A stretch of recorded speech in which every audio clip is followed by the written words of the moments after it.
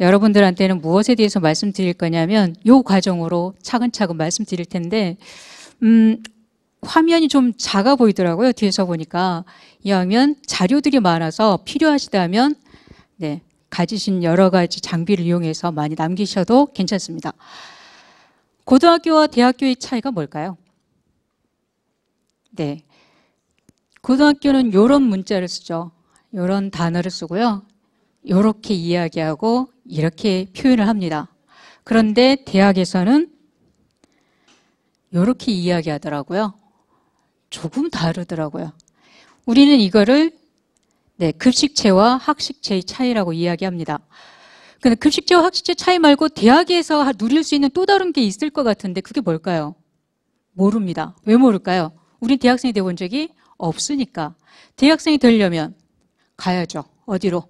대학 가야죠. 새내기가 되어야 알 수 있는 내용들을 제가 보여드릴 게 아니라 새내기가 되면 알 수 있는 여러 가지 무궁무궁한 내용들이 있는데 그 새내기가 되는 과정까지 준비할 내용들을 조금 말씀드리고자 합니다. 부모님들도 알고 계셔야 될 게 있습니다.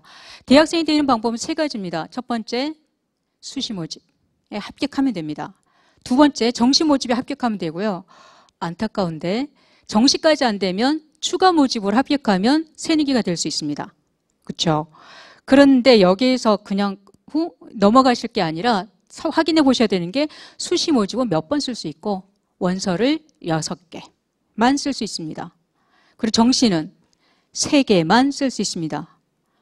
추가 모집은 재량껏, 재정상 돈 있는 만큼 쓸 수 있습니다. 그런데 문제는 추가 모집이라고 하는 게 말 그대로 추가 모집이긴 한데 모든 대학이 다 있나요? 없습니다. 내가 수시에서 정시에서 학생들을 뽑아봤는데 그래도 모집이 안 됐을 때 다시 추가하는 것이지 우리 이 인원을 추가로 다시 모집할 거야 이런 경우가 없기 때문에 추가가 어느 대학에서 어느 만큼 이루어질지는 알 수 없는 거죠. 그러니 우리는 어디에 조금 더 신경 써야 될까요? 정확하게 공표가 된 수시 모집과 정시 모집에 대해서 알아봐야 되는 거죠. 많이 본 내용들이죠. 내신 성적표입니다. 중요합니다. 대학 갈 때 가장 중요하게 작용하는 게 내신 성적표인데 이 학생의 평균 등급이 어느 정도 될 것 같으세요? 이제 계산합니다. 어느 정도 될까요? 네, 사실 저도 방금 전에 계산해 봤는데 2.44 등급입니다. 지금 이 등급만 가지고 평가를 한다면 2.44 등급.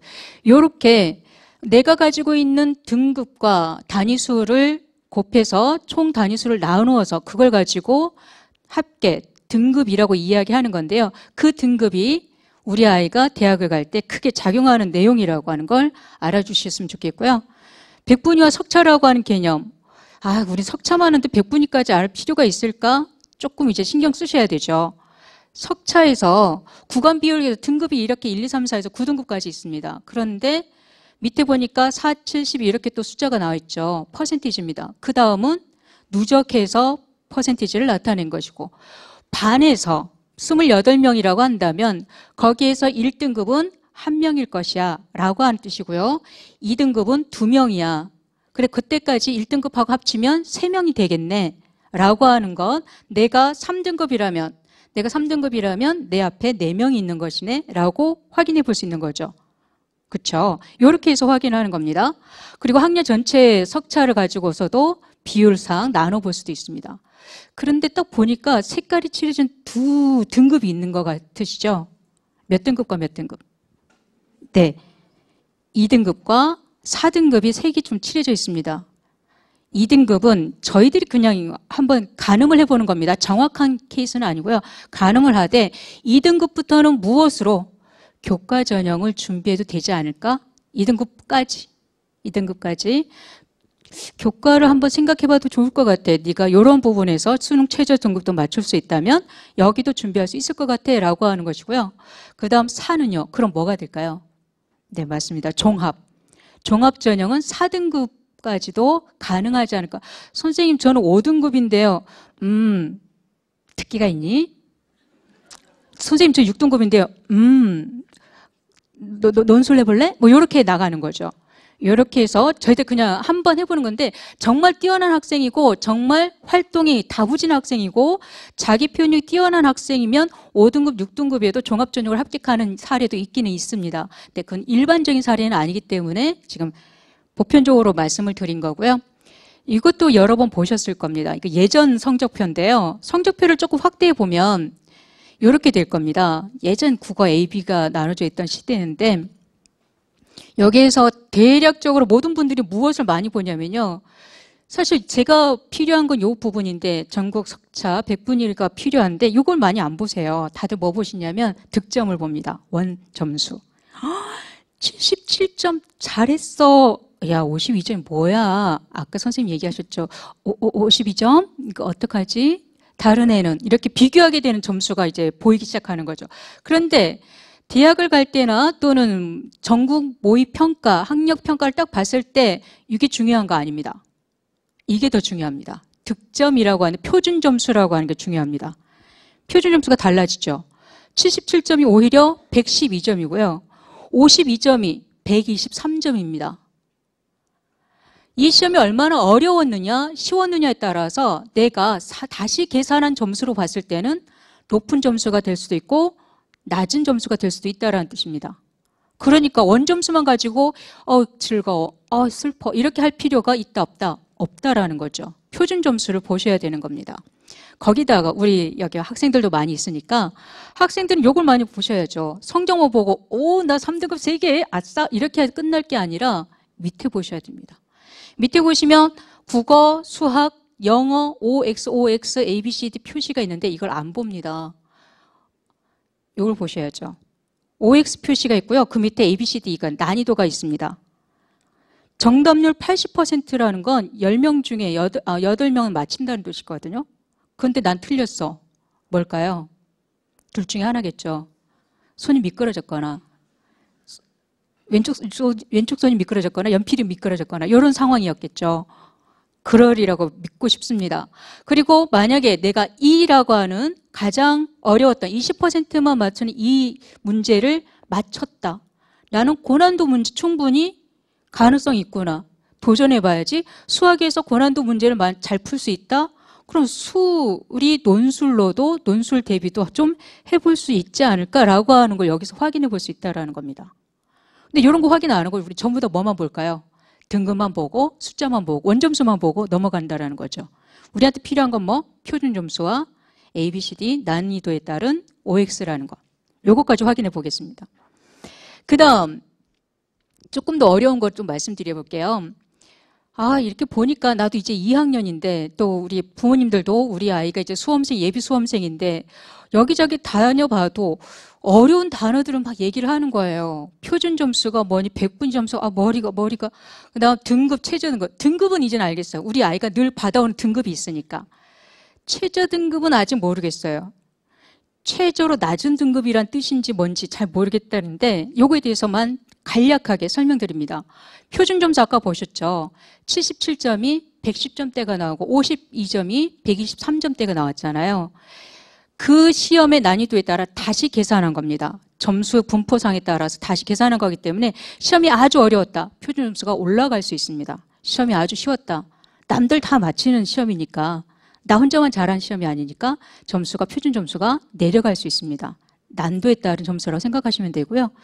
100분이라고 하는 건 내 뒤에 몇 명 있느냐라고 생각하시면 됩니다. 간단하게 100명이라고 시험을 100명이 치렀다 하면 내 뒤에 몇 명 있느냐. 제가 시험을 봤는데 99가 딱 나왔어요. 99등이란 뜻이 아니라 내 뒤에 몇 명 있다. 99등 있다라는 얘기죠. 내 앞에 한 명 있는 거죠. 이렇게 계산을 하시면 나는 상위권이구나, 최상위권이구나 라고 하는 것도 알 수 있으시죠. 이게 100분위 점수입니다. 등급과 최저 등급은 앞으로 계속 보시게 될 테니까 다시 말씀드리는데 표준 점수와 100분위 점수는 정시 때 사용하고요. 그 다음에 등급과 최저 등급 수시에 사용합니다. 그럼 이제 계속해서 저는 뭐에 대해서 말씀드릴까요? 네, 요 밑에 있는 등급과 최저 등급에 대해서 말씀드릴 겁니다. 너무 복잡하죠. 예, 다시 한번.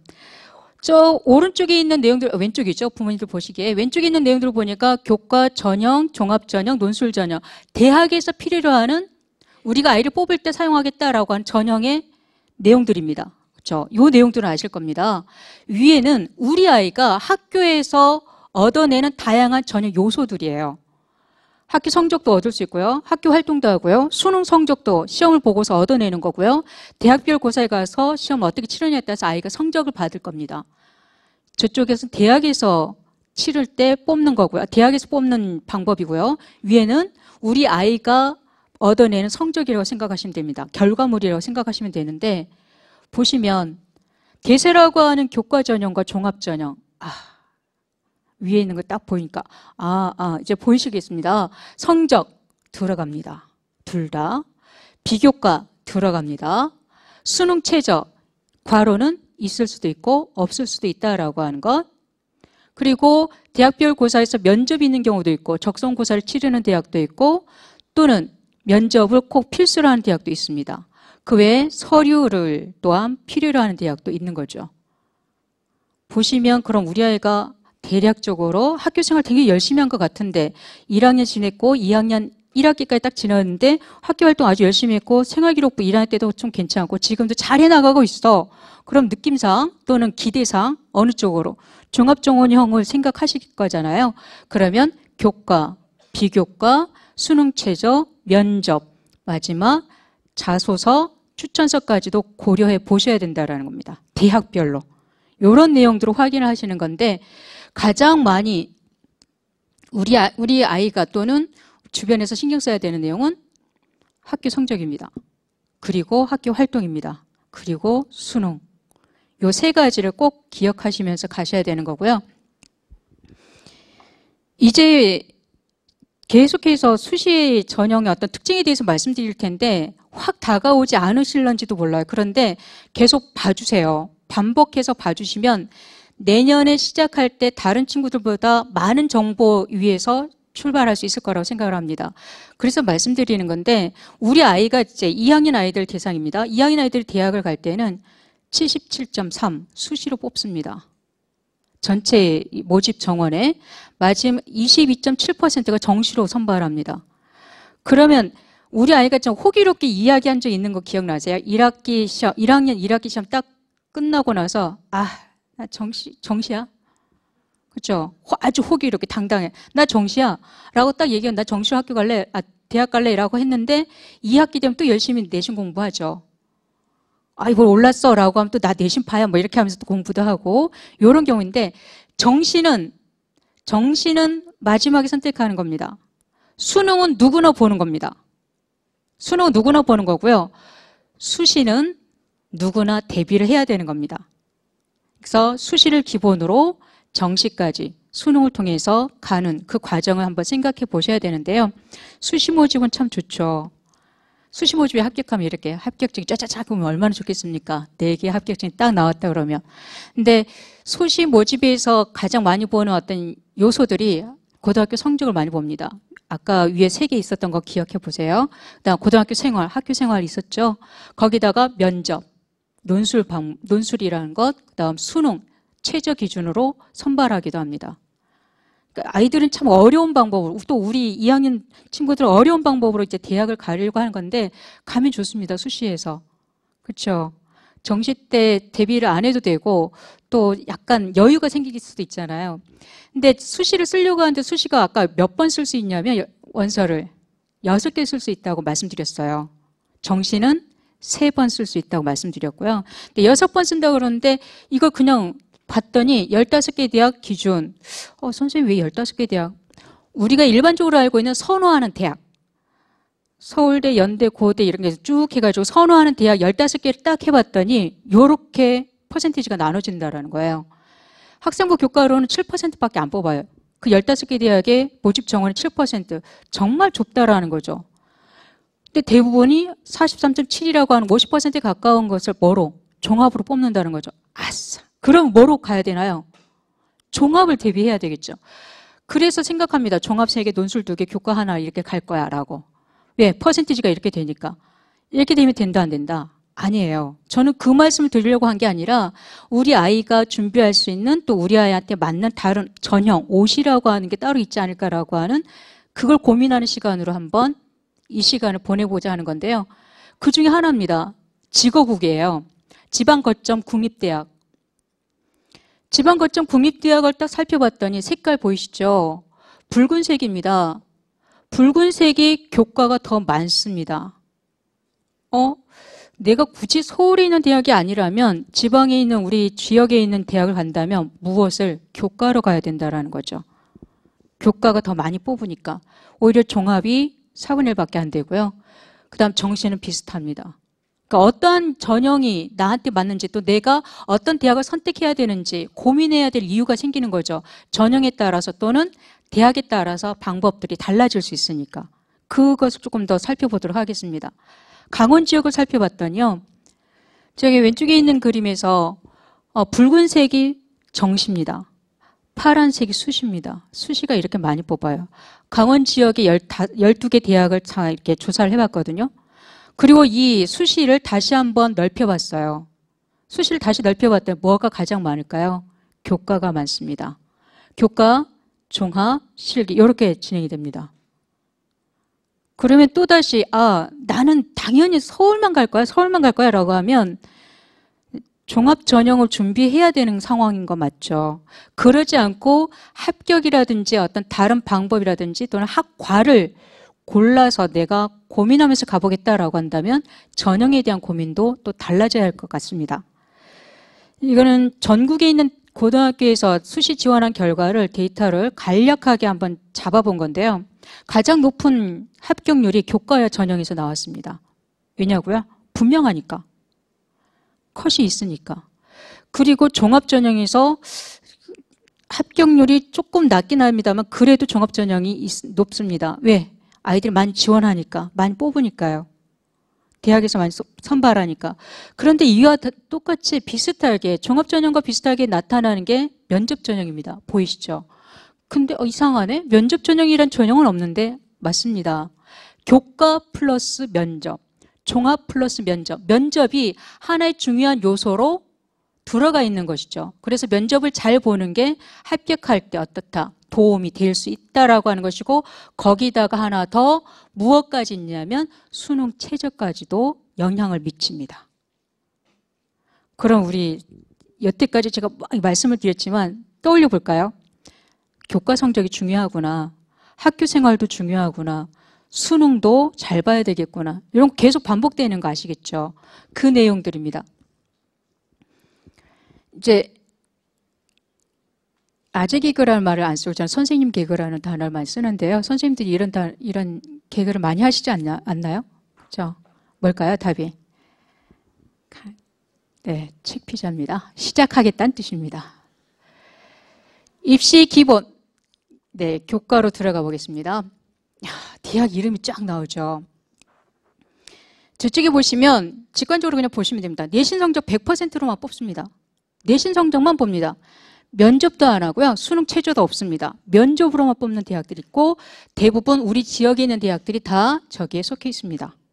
아, 그렇구나. 알 수 있을 거고요. 그다음에 오른쪽에 보시면 수능 최저가 있는 대학이 있습니다. 수능 최저는 웬만큼에서 비슷한데 교과 전형에서 저쪽이나 이쪽이나 서울 지역 있는 대학들은 비슷한데 가톨릭 관동대, 강원대 여기 있네. 느낌이 조금 그래서 뽑으려고 하는구나. 성적을 조금 더 보겠다는 뜻이겠구나라고 하는 걸 감지하실 것 같아요. 그다음 내신과 면접으로 뽑는 대학이 한라대가 있습니다. 여기에서 제가 색깔을 좀 더 칠해봤거든요. 이 색은 어떤 대학들일까요? 네, 중위권 그룹 3, 4, 5등급도 쓰면 합격할 수 있지 않을까요? 라고 또 생각해본 또는 그러한 사례가 많은 대학들입니다. 그래서 대학들에 한번 나는 꼭 저기를 가야 되겠다라고 한다면 다른 유리한 거 아니야 난 그 대학을 가야 되겠다라고 한다면 등급을 조금 감수하고서라도 지원해 볼 수도 있고 또는 등급이 내 내신 등급이 조금 낮다고 하더라도 그냥 포기하고 아무것도 안 하는 게 아니라 수시에 지원해서 결과를 기다려 볼 수도 있는 대학들이 되는 거죠. 거기서 또 한번 확인해 보는 게 수능 최저까지 확인해 보겠습니다. 수능 최저가 있는데요. 글씨가 좀 작죠. 여기 다 있는데 제가 찾아보다 보니까 중앙대를 잘못 썼더라고요. 중앙대가 올해까지는 이게 맞습니다만 내년부터 우리 2학년이 3학이 되면 세계합 5가 아니라 세계합 6이 됩니다. 자, 그러면 어떻게 될까요? 최저 등급이 높아진 건가요? 낮아진 건가요? 네, 낮아졌습니다. 그러면 여기에서 지금 교과 전형이거든요. 내신만 보는 전형이에요. 복잡하죠. 내신, 수능 성적이 아니라 학교 내신만 보는 전형인데 수능 최저가 낮아졌어요. 그러면 교과 등급 올라갈까요? 내려갈까요? 살짝 올라가요. 맞습니다. 올라가겠죠. 왜냐하면 다른 데 지역에 있는 친구도 우리가 나 저 5등급 맞추기 어려웠는데 6등급이 아싸 그러면 지원하는 성적 좋은 친구들이 지원하는 거 합격 가능성을 믿고서 이러한 정향으로 바뀌고 있다라고 하는 것이고요. 강원대 춘천 같은 경우는 2개 합 5에서 7인데 학과별로 계열별로 조금 다르게 설정되어 있습니다. 손가락에 보이시죠? 추천 전형입니다. 짱인 전형이 아니라 추천 전형이고요. 저쪽은 종합 전형, 이쪽 교과 전형으로 보시면 되는데 대체로 보시면 면접. 추천 전형은 무엇이? 면접을 준비하셔야 된다라고 하는 거. 그런데 추천 전형은 기본적으로 학교에서 추천하는 것이기 때문에 기본적으로 뭐가 있습니다. 뭐가 있을까요? 예, 성적이 있습니다. 기본적인 성적을 가지고 학교에서 추천하는 겁니다. 리스트를 따라서. 여기 넌 여기 추천받았으니까 여기 안 돼. 그럼 이 친구는 여기는 다른 친구한테 양보해. 뭐 이런 식으로 해가지고 이렇게 서열이라기보다는 순서를 좀 짜게 되거든요. 그런 과정에서 하다 보니까 성적이 우선적으로 있다라고 하는 것도 감지해 주셨으면 좋겠고요. 이제부터는 숫자들이 막 나올 겁니다. 다 기억하실 필요는 없으세요. 그냥 보시기만 하면 됩니다. 교과 전형은 비교적 명확한 커트라인이 있습니다. 대체적으로 이 정도면 합격할 수 있다. 작년에도 이렇다. 올해도 이렇다라고 하는 그런 경향성 분명히 있습니다. 종합 전형보다는. 그런데 최저가 없거나 또는 학년 과목별 반영 비율에 따라서 또는 전년 대비 변동이 수능 최저가 없다가 생기거나 없다가 이런 경우라면 변동이 좀 생기게 됩니다. 명확하긴 하지만 그래서 그럼에도 불구하고 좀 보시면 한양대 볼까요? 유명한 대학이니까 교과 전형에서가 유명한 대학입니다. 아무것도 안 하고 그냥 내신 성적으로만 뽑잖아요. 이 대학들은 다 그렇지만 한양대 인문 1.07에서 1.55까지 합격합니다. 인문계열 학과들이. 네. 세종대 1.20에서 2.10까지 합격한 사례입니다. 작년 데이터입니다. 그럼 올해도 이렇게 될 거다가 아니라 올해도 비슷하게 유지되겠지. 아마 내년에도 큰 변수가 없다면 그렇게 되지 않을까? 이렇게 추측이 가능한 게 교과 전형입니다. 그런데 요건 좀 생각해 보셔야 돼요. 광운대가 244, 그 다음 성신여대가 244라고 있습니다. 244가 뭘까요? 244.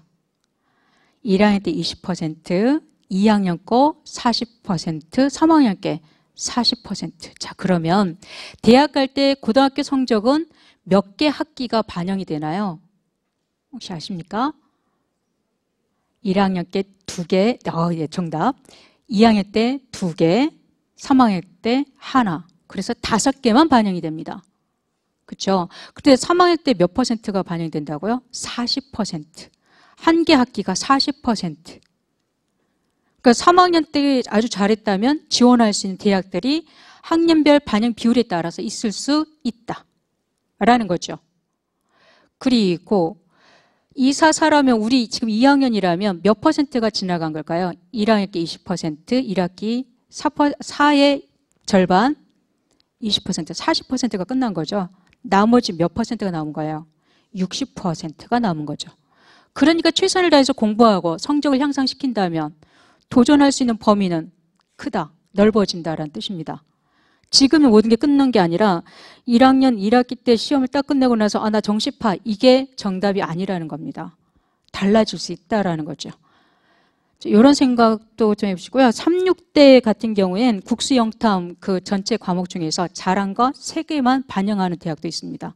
그러니까 대학별로 조금 외곽이라고 조금 더 우리가 많은 선호를 받지 않은 대학이 있지만 학생들을 모집하는 대학에서는 이렇게 아이들이 유리한 방향으로 우리 학생이 유리한 방향으로 지원할 수 있는 다양한 방법들을 제시하기도 합니다. 자, 이제부터 조금 요소를 살펴볼 건데요. 내신과 내신 교과입니다. 지금 교과 전형에 대해서 말씀드리고 있거든요. 거기다가 면접을 봅니다. 면접. 그럼 우리 여기 앉아있는 여학생들은 아싸 면접 나 잘한다. 근데 진짜 여학생들 잘합니다. 우리 오빠들은 앉아있는 남학생들은 면접요? 가서 입만 열면 되죠. 그러면서 입도 안 열고 나옵니다. 이렇게 하고 나오는 거죠. 근데 요즘은 또 조금 달라지긴 했어요. 남학생들이 말을 더 잘하기도 한답니다. 서로 그냥 아주 그냥 투박하지만 진솔하게 이야기하는 방법을 많이 안다고 하는데 어쨌든 면접이 있고요. 최저가 없습니다. 중요합니다. 최저가 없으면 교과 성적 올라갈까요? 내려갈까요? 올라갑니다. 합격사는. 당연하겠죠. 그 다음에 여기에다가 면접이 있으면 그 교과 성적이 올라갈까요? 내려갈까요? 살짝 내려옵니다. 면접은 그만큼 부담스러우니까. 내신만 보는 학교가 있는가 하면 면접이 있다면 살짝 내려가고요. 수능 최저가 있다면 더 살짝 내려갑니다.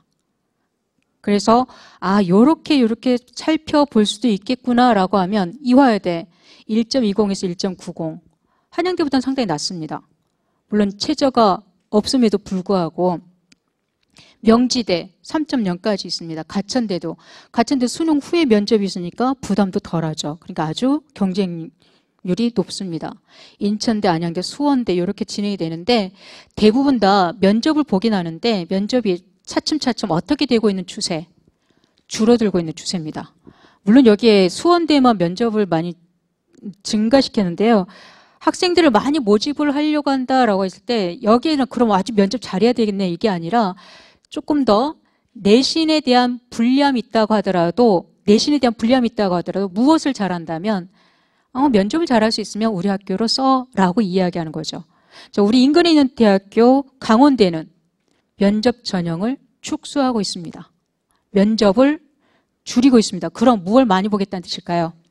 내신을 많이 보겠다는 뜻이죠. 그러니까 내신의 영향력이 큰 대학이 강원대입니다. 수능 최저가 있는 대학입니다.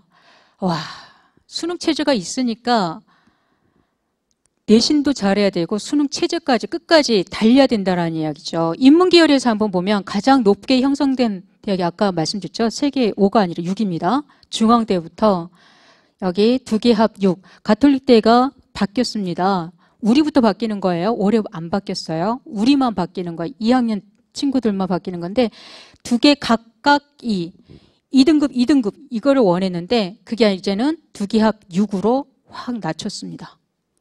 그러니까 지원할 수 있는 범위를 많이 넓혀놓은 거죠. 이렇게 변수가 있는 것들을 부모님들이나 우리 학생들이 살펴보셔야 된다는 거고요. 자, 여기 있는 대학들은 체제가 있는 대학들이고요. 여기 있는 대학들 무슨 색이라고 해야 돼요? 주황색인가요? 주황색으로 보이는 부분은 우리 2학년 아이들이 갈 대학 전형 방법이고요. 그다음 수능 성적, 내신 성적이 있죠. 내신은 작년 데이터입니다. 올해 데이터가 아직 없으니까. 그러니까 작년 데이터로 말씀을 드리는 겁니다. 자, 두 개 합 5, 6, 7등급을 원하는 강원대입니다. 작년 데이터를 제가 계산해 봤더니 인문계열은 1.83에서 3.93까지 이렇게 나오더라고요. 다양하게 스펙트럼이 넓습니다. 그런데 왜 이렇게 등급이 5, 6, 7인가 썼죠? 간호학과면 5, 사범이면 6, 그 다음에 인문이면 7 이렇게 다르게 설정해 놓습니다. 그럼 내가 열심히 목표를 가지고 최저를 준비하는데 5등급이 아니라 7등급이다. 그럼 난 강원대 못 가냐? 그건 아니죠. 갈 수 있죠. 가서 뭐 하면 됩니까? 복수 전공을 한다든지 아니면 교직 이수를 한다든지 다양한 방법으로 할 수도 있습니다. 이렇게 해서 열려 있다라고 하는 것도 살펴보시고 자연을 보겠습니다. 똑같습니다. 중앙대부터 숙명여대 보시면 또 하나 말씀드릴 거 있어요. 대학 옆에 괄호 열고 뭐라고 돼 있나요? 탐1 무슨 뜻일까요? 탐구 과목은 몇 개만 반영한다? 한 개만 반영한다. 탐구 영역 한 개라도 무엇으로? 최저 등급의 기준으로 영역으로 포함시킬 수 있다는 뜻입니다. 그러니까 탐구 하나만 잘해도 될 수 있다. 아니, 이거 말 잘못하면 안 되죠. 세 개 합 6이니까 그 세 개 중에 탐구 하나가 들어갈 수 있다라고 하는 거죠. 하나만 잘하면 되는 게 아니라 그렇게 해서 조합을 하기도 합니다. 탐구 영역은 충분히 준비하고 대비하면 영락고 올라갈 수 있는 영역이니까요. 준비하면 됩니다. 그 다음에 강원대가 2개 합 7에서 9등급으로 이렇게 나눠졌습니다. 보시면 2.5등급에서 4.7까지 교과 전형인데 상당히 낮네. 네, 최저가 걸려 있으니까 최저를 충족시키지 못하면 무조건 아웃이죠. 그러니까 최저가 우선적으로 충족돼야 되는 거고요. 자연계열은 특이하게 7, 9는 계열이 아니라 학과별이 아니라 수학 나를 선택하면 7, 수학 가를 선택하면 9 이렇게 좀 가를 선택한 친구들한테 플러스 2 그러니까 조금 더 여유를 더 줍니다. 그러니까 가를 선택했을 때 장점이 여기에서 찾을 수 있다라고 하는 것. 강원 지역 대학들을 교과 전형이니까 비교적 명확한 컷이 있다고 말씀드렸잖아요. 한번 찾아봤어요. 밤샜습니다. 강원대부터 한라대까지 있는데 상지대는 홈페이지에 홈페이지에 아무리 찾아봐도 없더라고요. 그런데 상담 받으러 들어가면 내용이 있더라고요. 그래서 한 장 한 장 보면서 찾아봤는데 강원대에서부터 한라대까지인데 여기서 강원대는 면접 전형이 점점 줄어들고 면접의 비중이 줄어들고 있다라는 특징. 강릉 원주대는 강릉과 원주의 각각 캠퍼스별로 배치 학과가 다르다라는 점 그걸 염두에 두셔야 되고요. 가톨릭 관동대하고 한림대는 의과, 간호과 그냥 최상위권 지망 학생들한테는 조금 경쟁하는 두 대학이 되는 거고 일반학과는 거의 비슷하게 형성이 됩니다. 경동대는 캠퍼스가 3개가 있다는 거 아시죠? 그래서 우리가 아는 경동대는 원주 문막 캠퍼스 보건계열 사회복지학과까지 있는 보건계열 여기가 가장 좋다는 그리고 상지대 연세대 원주는 교과 전형이 이렇게 높습니다. 평균도 있는데 조금 높긴데 요 전형과 함께 교과 전형과 함께 무슨 전형으로도 많은 학생들을 선발하냐면 논술 전형으로 많은 학생들을 선발합니다. 그러니까 각각 비중이 비슷비슷하게 형성되고 있다라고 하는 게 특징인 대학이기도 합니다. 한라대는 한라그룹에서 지원할 수 있는 좀 특성화된 학과들이 좀 있다라고 하는 거 아시겠죠? 이렇게 살펴보시면 되겠고요. 직어국도 한번 정리를 해봤습니다. 직어국 할 때 이 숫자만 보시는 것보다 대학에 가면 이거 다 공개되어 있는 자료라 보여드리는데요. 밑에를 한번 봐주시겠어요? 맨 밑에 평균 85, 80, 평균 70 이렇게 돼 있죠. 네, 평균이면 50%에서 딱 끄는 겁니다. 그러니까 엄청나게 뒤에 몇 점까지 몇 등급까지 합격했는지는 아주 꼬리가 길 수 있다는 뜻이겠죠. 가장 근사치가 있는 게 85%, 85% 경북대 이렇게 될 겁니다. 100% 딱 맞춰진 게 아니니까 이렇게 공개하고 있기 때문에 그 내용도 좀 살펴보실 필요가 있습니다. 지금은 아니더라도 당장 올해의 결과가 나타날 내년 이맘때쯤 수능 우리가 수시 원서 쓰기 바로 직전에 한 번쯤은 교과 전형의 컷은 확인해 보셨으면 좋겠습니다. 자연계열도 비슷하게 형성이 되고요. 자연계열도 제주대학 같은 경우에는 6.3까지, 그다음 경북대도 6.49까지 이렇게 있는데, 경북대가 이렇게 하는데, 경북대도 상주 캠퍼스가 있습니다. 대구 캠퍼스 말고요. 좀 다르기 때문에 이렇게 점수가 넓게 분포되어 있다라고 하는 것도 살펴보실 수 있고요. 이제 종합전형에 대해서 말씀드리겠습니다. 고등학교 생활은 이렇게 진행이 되는데, 이런 고등학교 생활을 다 살펴보겠다라고 하는 게 종합전형입니다. 이걸 다 보겠다. 난 너 고등학교 생활을 뭐 했는지 알고 싶어. 교우관계에 대해 알고 싶어. 이게 아니라 요 내용 하나하나 다 살펴보고 싶어 라고 하는데 이러한 내용들을 무엇으로? 서류로 보여드릴 수밖에 없죠. 왜냐하면 내가 대학 가서 제 친구예요. 소개하고 저는 이런 활동을 했어요. 거기에서 활동하고 이럴 수는 없으니까 서류가 거기 들어가는데 자기소개서, 그 다음에 추천서, 학교생활기록부에서 가장 중요한 건 학교생활기록부입니다. 학교생활기록부가 3군데 다 들어가 있죠. 제일 중요하고요. 그다음 면접이 있는 대학도 있고 없는 대학도 있습니다. 보시면 연세대 원주는 3개 다 받습니다. 추천서까지 다 받더라고요. 확인했더니. 그다음 자소서 받는 대학이 대체로 있고 그 다음에 우리 인근 대학 중에서는 자소서 필요 없어. 추천서도 필요 없어. 뭐만? 학교생활기록부 그냥 인터넷으로 쭉 가는 그 전형 자료만 받으면 되니까 원서만 써라고 하는 대학들도 있습니다. 근데 여기 대학 보니까 강원대가 없네요. 그렇죠? 강원대는 어디 들어가냐? 가운데 들어갑니다. 자기소개서만 받습니다. 강원대학은 자기소개서와 학교생활기록부 두 가지를 가지고 종합전형의 서류평가를 합니다. 서류평가하는 그 내용들입니다. 자, 학교생활기록부가 그렇게 중요하다는데 그럼 어떤 내용이 중요한가? 저 내용이 있어야 됩니다. 노력하고 변화 성장한 내용이 있어야 됩니다. 노력하고 변화 성장한 내용이 뭐냐? 이 학생은 수행평가 시간에, 국어 수행평가 시간에 자음동화에 대해서 발표함으로 끝나는 게 아니라 자음동화의 환경에 대해서 고민하다가 다른 방법으로 이것을 연구할 수 있지 않을까 해서 스스로 찾아보는 과정에서 자기 직접 호기심을 해결할 수 있는 다양한 방법을 또 이렇게 찾고 그 내용을 알게 됨까지 해서 여러 가지 내용들이 들어가 있어야 된다는 거죠. 활동한 내용으로 끝나면 안 됩니다. 성장하고 달라진 내용들이 있어야 된다라고 하는 게 필요한데 그 내용을 이렇게 말씀드리곤 하거든요. 종합전형이라고 하면 교과 성적이 중요하긴 한데 교과의 활동도 중요한데 교과 성적과 교과의 활동을 묶어놓은 교과 안에서의 활동이 가장 중요하다라는 거죠. 무슨 뜻인가? 네, 아시겠죠? 수업 활동. 수업 시간에 보여준 모습이 가장 중요한 거예요. 그 수업 시간에 활동한 모습이 다 어디에 들어가 있냐면 과세특, 과목 세특. 세부능력 특기사항이 여기 들어가 있는데 이것을 꼼꼼하게 다 봅니다. 아, 이 학생이 이런 걸 좋아하는군. 아, 이 학생이 이렇게 논리적인 학생이군. 아, 발표를 잘한다고 돼 있네. 그러면서도 의사소통 능력도 뛰어난다고 선생님 써주셨네. 이걸 다 읽고 평가합니다. 그 내용이 종합전형의 요소가 되는 거죠. 그래서 신경 써야 된다는 건 종합전형으로 가겠다라고 한다면 수업 시간에 어떻게 해야 될까요? 선생님? 제가 하겠습니다. 선생님, 저는 이렇게 생각하는데요. 선생님, 이렇게 하셔야 된다는 거예요. 자기 표현을 하셔야 돼요. 맨 앞에 앉아가지고 이렇게 한다고 해서 선생님이 뭐라고 적어 놓으실까요? 활동이 없잖아요. 고개를 6번 끄덕임. 이렇게 쓸 수 없으니까.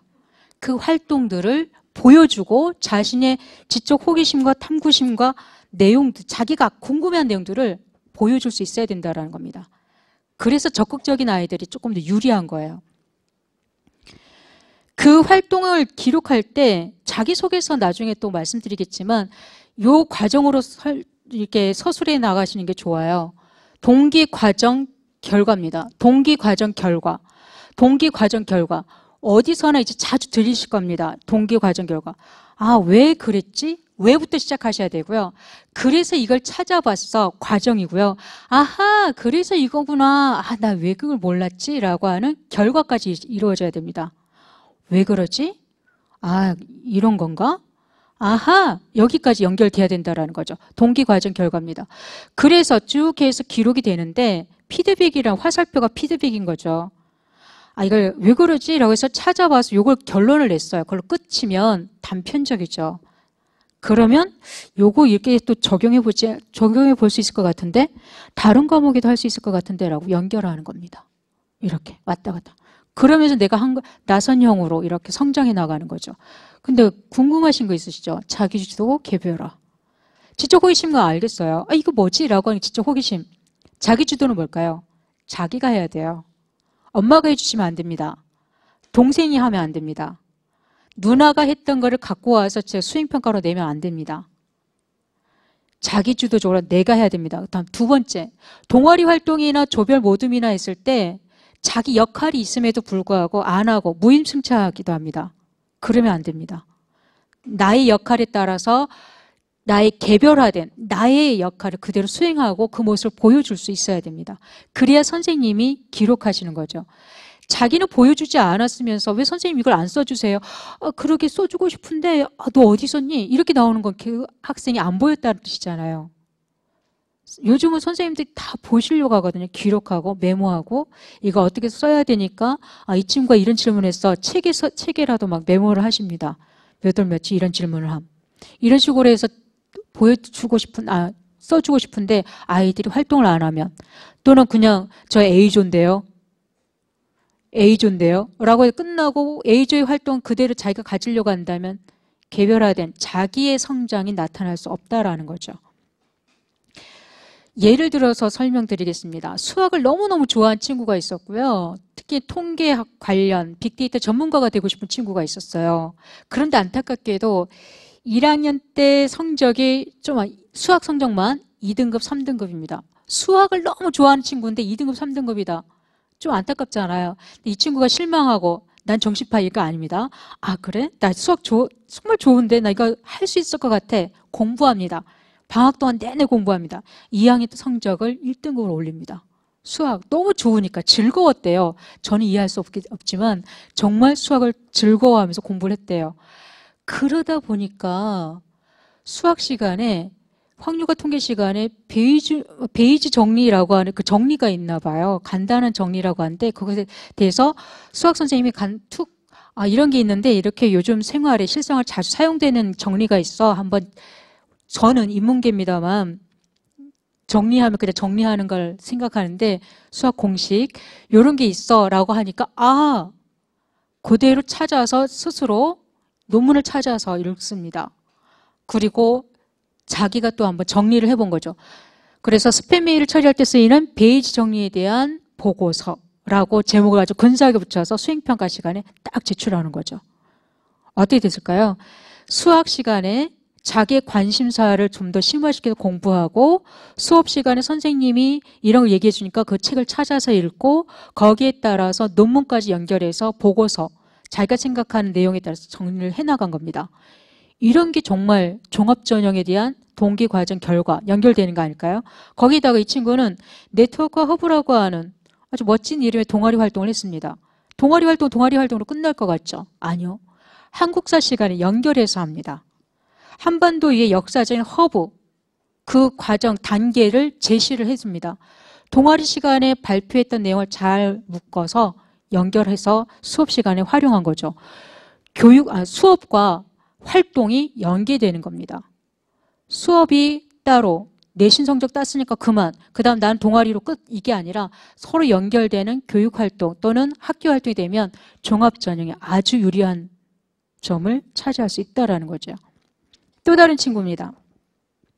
교육에 너무너무 관심이 많았고요. 물론 너무너무 관심 많은 건 계기가 있었습니다. 왜 중학교 때 초등학생 교육봉사 나갔는데 너무 귀여운 거예요.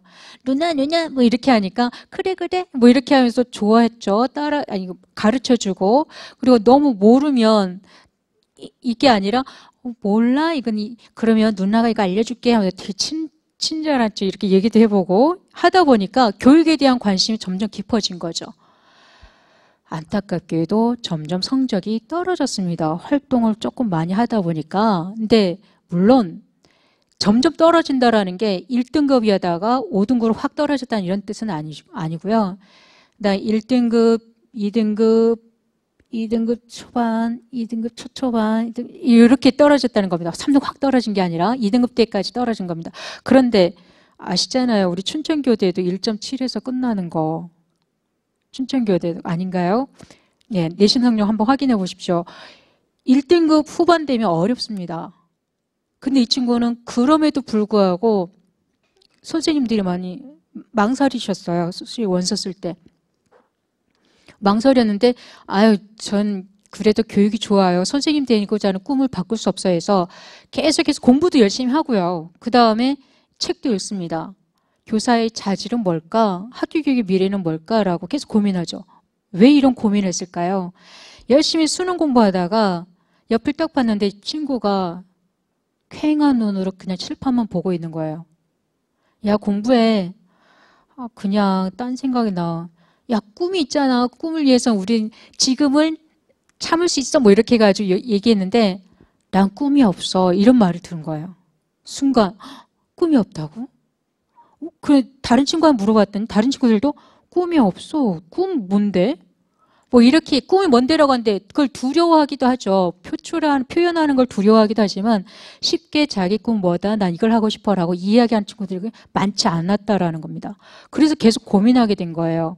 고민하다가 아이들이 자유롭게 많은 걸 이야기하는 나라가 있다는 걸 찾았는데 덴마크가 그렇대요. 덴마크 교육의 책을 찾아 읽은 거예요. 아, 그럼 여기서 배울 게 많겠다. 또 덴마크 교육을 실제로 시행하고 있는 곳을 찾아봤더니 어디? 광화도에 그런 학교가, 대안학교가 있었다라는 거죠. 거기 있는 선생님한테 편지를 보내서 이러이런 내용으로 설문조사를 하고 싶은데 괜찮을까요? 그럼 설문조사를 해서 교육과정과 학생들의 학교생활 흥미도라고 하는 멋진 제목으로 설문조사를 잘 통계를 내고 그 내용을 가지고 결과 학교 구성원의 참여가 있을 때 아이들은 또 자유로울 때 아이들은 꿈을 꿀 수 있다. 나는 그러한 학교의 선생님이 되고 싶다라고 하는 내용으로 매 수업 시간마다 꿈꿀 수 있는 학교라고 하는 제목으로 발표를 합니다. 항상 자기 모든 걸 무엇으로 맞춰놓는다? 교육에 맞춰놓는다는 거죠. 꿈을 위해서 계속해서 활동을 해나가는 겁니다. 이런 활동이 있는 이런 학생이어야 종합전형에 유리한데 종합전형으로 선발하는 대학들입니다. 위에 있는 대학은 서류 100%. 네, 면접 없습니다. 서류, 학교생활기록부, 자기소개서가 있다면 자기소개서. 추천서는 점점 없어지고 있는 추세니까요. 그래서 연세대, 원주, 경동대가 여기에 포함되어 있고 면접을 보는 대학들이 있습니다. 여기서 면접이 살짝 낮은 교과 내신은 끌어올릴 수 있지만 살짝 낮은 활동 끌어올릴 수 없습니다. 왜냐하면 면접에서는 어떤 걸 확인할까요? 활동의 진위, 활동에서 느낀 점, 너의 생각 이런 걸 물어보기 때문에 진짜 자기 활동이 좀 필요한 내용이기도 합니다. 그리고 거기에다가 서류, 수능 최저, 수능 최저까지는 종합전형임에도 불구하고 원래 올해까지 서강대가 여기 이 자리에 있다가 바뀌었습니다. 서강대가 우리 때는 종합형, 그다음 학업형 이 두 가지로 나뉘면서 최저가 사라져요. 수능 최저가 없으면 많은 학생들이 지원을 하겠죠. 그러한 경쟁력 있는 대학이 돼버린 거, 경쟁률이 높은 대학이 돼버리는데 수능 최저가 있는 대학이 이화여대와 홍대 이 두 군데고요. 그 다음에 수능 최저 있고 면접 있고 서류까지 보겠다 하니까 모든 걸 다 보겠다 하는 대학들이 서울대, 연대, 고대. 우리가 알고 있는 건 서울대, 연대, 고대입니다. 그리고 가톨릭대, 홍대, 서울교대 이렇게 있는데 가톨릭 관동대와 춘천교대, 강릉 원주대도 있습니다. 그런데 이 대학들은 왜 있을까 하면 네, 강릉 원주대는 치의회, 그 다음에 가톨릭 관동대는 의대, 간호대 여기서 네, 최저를 설정해 놓고 있습니다. 종합전형임에도 불구하고 이렇게 해서 준비를 조금 더 수능까지도 끝까지 내가 원하는 대학이다라고 한다면 수능 최저까지도 준비를 해주셔야 되죠. 서류 중에서 또 중요하다고 생각하시는 게 그래서 나중에 1년 후쯤이면 또 컨설팅이다 뭐다 이렇게 많이들 하실 텐데요. 컨설팅을 받으실 필요 없고요. EBS로 오시면 됩니다. EBS에 자소서 첨삭 또는 컨설팅 부탁하시면 거기에 상담실에서도 해주실 수 있으니까 충분히 그런 내용으로만 하시는지 따로 어디 받으실 필요는 없으시고요. 자기소개서 양식입니다. 그러니까 공통 양식이죠. 4번 항목은 대학마다 좀 다를 수 있으니까 대학에서 확인하시는 건데 대체로 1, 2, 3번으로 확인이 끝납니다. 그런데 올해부터 달라진 내용이 있습니다. 쓰면 안 되는 내용들이 있어요. 올해부터는 블라인드 면접이라고 그래서 모든 학생이 모든 종목을 다 가리고 그냥 면접을 치릅니다. 그 자기소개서 자기 이름 써도 안 됩니다. 여기서 지원자 성명 쓰면 안 됩니다. 그 다음 출신 고등학교, 저 원효고 나왔어요. 이런 거 쓰면 안 됩니다. 그 다음 부모, 친척 실명, 아빠가 대통령이세요. 이렇게 쓰면 안 됩니다. 그 다음 경제적 지위, 삼성 거기서 나왔는데 이런 거 쓰면 안 됩니다. 전혀 알지 못한 오로지 학생만을 평가하겠다라고 하는 내용으로 블라인드 면접의 요소가 제시가 되고 있고요. 그 전에 조금 더 강화된 것. 논문, 그 다음 발명특허, 해외 활동 실적, 교회 인증시험 전부 다 안 됩니다. 어학연수 안 됩니다. 오로지 그럼 무엇만 될까요? 학교 활동. 그 학교 활동에서 가장 중요한 게 무엇이다? 수업 활동. 그렇죠. 발표, 수행평가, 수행 이런 내용들이 조금 더 중심이 된다면 충분히 쓰실 수 있을 것 같고요. 좀 안 보일 것 같아요. 강원대학교 자료인데요. 강원대 학생부 종합전형 안내 자료입니다. 학과별로 읽으면 좋은 추천 도서까지 잘 안내하고 있습니다. 어디에서 찾아볼 수 있을까요? 홈페이지.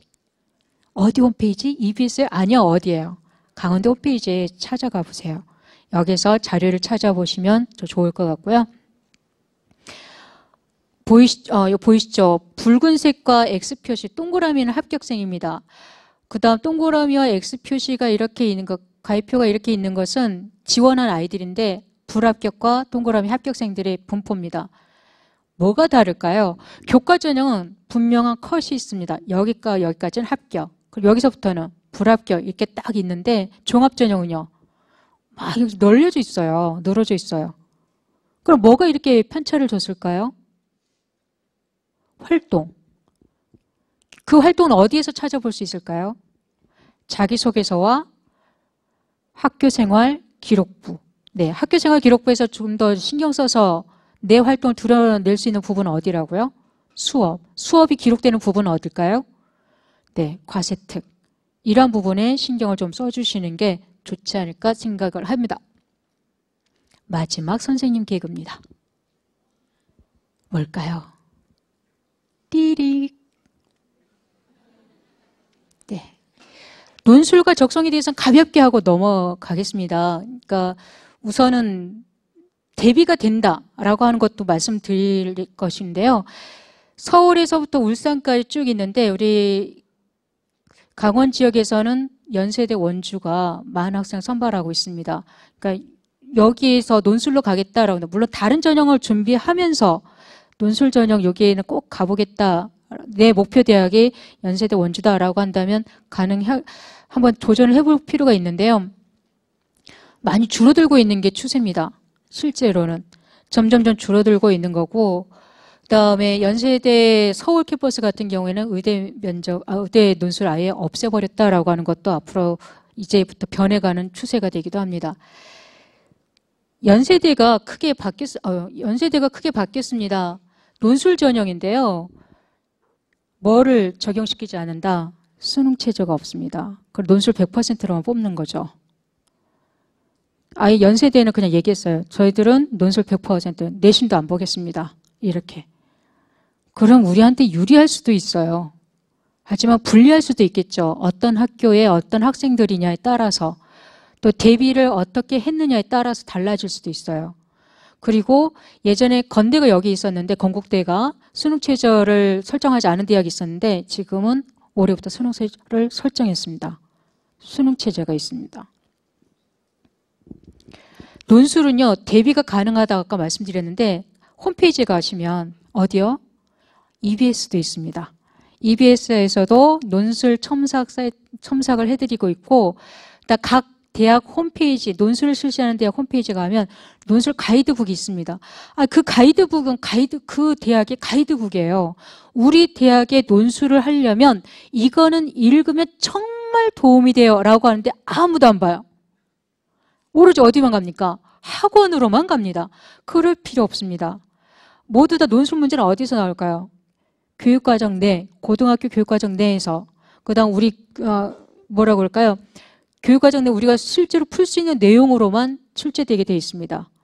그러니까 수업 잘 듣고 열심히 하면서 가이드 보면서 선생님하고 계속해서 첨삭 과정이 있거나 선생님이 좀 지쳤어 라고 하면 EBS에서 EBS 첨삭을 이용하시면 됩니다.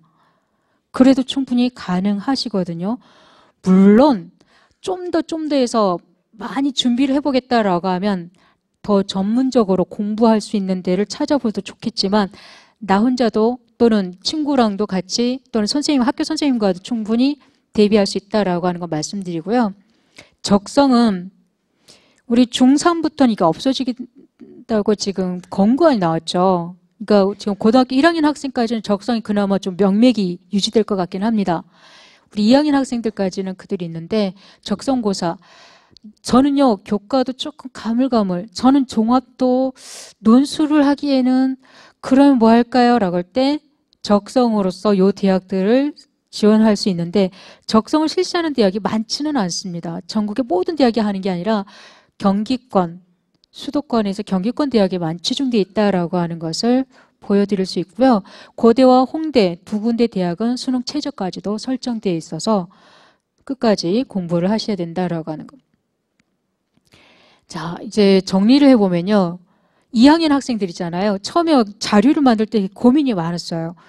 대입 전형에 대해서 막 얘기를 해야 하면 이 학생들이 아직도 뭐 등급이 어떻게 되는지 백분위가 어떻게 되는지 가물가물한데 어떤 걸 더 중점적으로 말해야 될까? 아, 이거다. 전공 탐색을 하셔야 됩니다. 어느 대학을 어느 과 대학 가고 싶잖아요. 새내기 되고 싶잖아요. 학식책 쓰고 싶잖아요. 학식 맛있는데 돌아다니고 싶지 않으세요? 이영자처럼 휴게소 말고 이런 전공 탐색을 하시고 가시는 거예요. 이런 전공 탐색 어디 있냐고요? 각 대학별로 다 소개돼 있어요. 강원대 너무 잘 돼 있어요. 그리고 고려대도 이렇게 잘 되어 있습니다. 각 대학마다 다 되어 있거든요. 지금 예시는 고대에 의한 예시입니다. 인문계, 자연계, 학과별로 이런 학생이 딱 하면서 소개하고 있습니다. 나. 가슴은 따뜻하고 머리는 차가운 나. 뭐 이렇게 해서 갈 수 있다라는 거죠. 이 전공과 유사하게 자기의 전형을 한번 좀 찾아보셔도 좋을 것 같고요.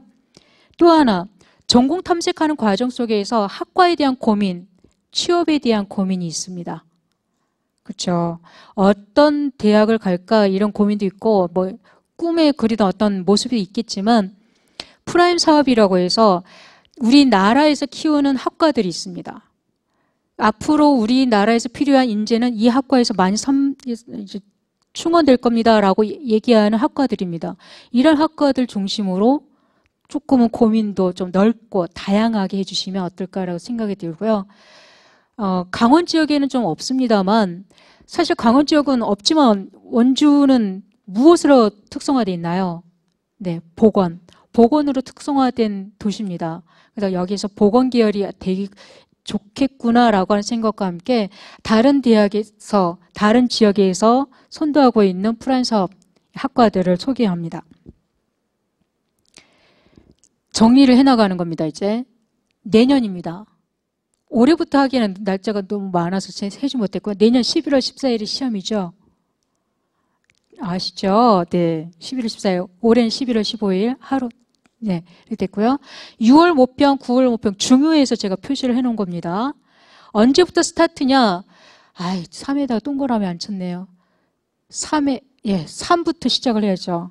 아니, 3부터 시작해야죠. 라고 하는 게 3월부터, 나 이제 수험생 이게 아니라 진짜 이때는 카운트다운이 들어가는 거고 지금부터 수능 공부를 슬슬 준비를 해 주셔야 되는데 3월부터 6월까지 95일 정도 남았고요.